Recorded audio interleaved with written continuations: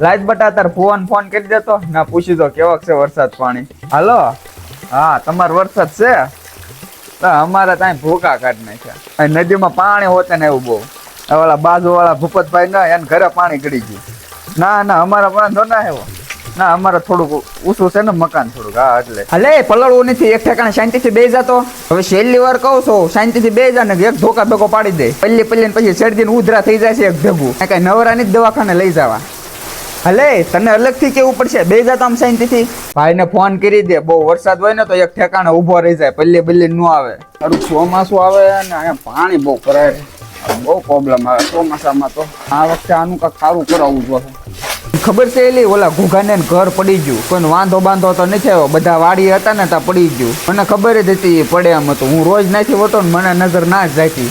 પેલી ભજીયા બનાવીને મેથીના ડુંગળીના ટમેટાના વરસાદ સારો છે ને મજા આવશે ગરમા ગરમ ખાવાની. બટા તું એક કામ કર ગામમાંથી છે ને રજવાડી ચટણી લઈ જા.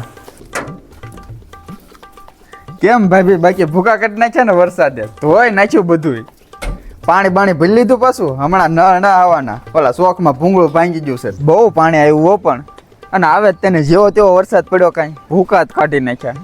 બટા આવું પાણી એકવાર આવ્યું હતું હું છે ને તારી જવડો હતો અવડોમ તો ત્યાં તારે એકવાર પાણી આવ્યું હતું એ પછીનું જો આજ આવ્યું.